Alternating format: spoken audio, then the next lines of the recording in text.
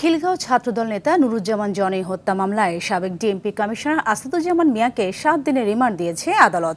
একই মামলায় জাসদ সভাপতি হাসানুল হক ইনু, ওয়ার্কার্স পার্টির সভাপতি রাশেদ খান মেনন, সাবেক আইসিটি প্রতিমন্ত্রী জুনায়েদ আহমেদ পলক ও পুলিশের সাবেক মহাপরিদর্শক চৌধুরী আবদুল্লাহ আল মামুনকে গ্রেফতার দেখানো হয়েছে।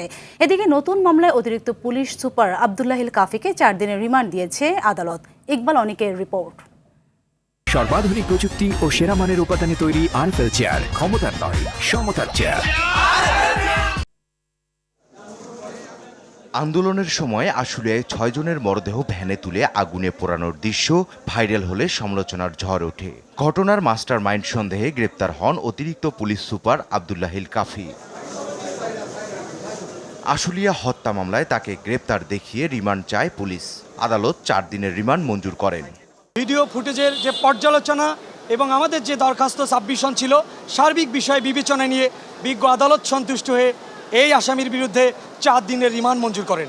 এদিকে রিমান্ড শেষে রাশেদ খান মেনন, হাসানুল হক ইনু, জুনায়েদ আহমেদ পলক ও পুলিশের সাবেক মহাপরিদর্শক চৌধুরী আবদুল্লাহ আল মামুনকে আদালতে হাজির করা হয়। তাদের কয়েকটি মামলায় গ্রেপ্তার দেখানো হলেও রিমান্ড না দিয়ে কারাগারে পাঠানোর নির্দেশ দেন আদালত। আজকে তাদেরকে খিলগাঁও থানার একটি হত্যা মামলায় তাদেরকে গ্রেপ্তার দেখানো হয়।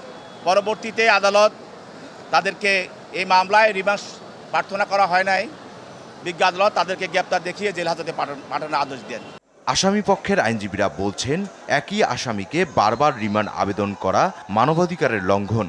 বারবার একই সমস্ত ঘটনা উল্লেখ করে শুধু এফআইআরের নাম আর ভিকটিম বদলে তাদেরকে রিমান্ড চাওয়া যেতে পারে না এবং তাদেরকে জেল হাজতে আটকিয়ে রাখা যায় না।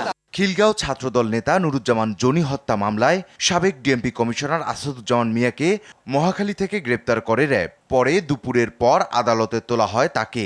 পুলিশ 10 দিনের রিমান্ড আবেদন করলে 7 দিনের রিমান্ড মঞ্জুর করেন আদালত।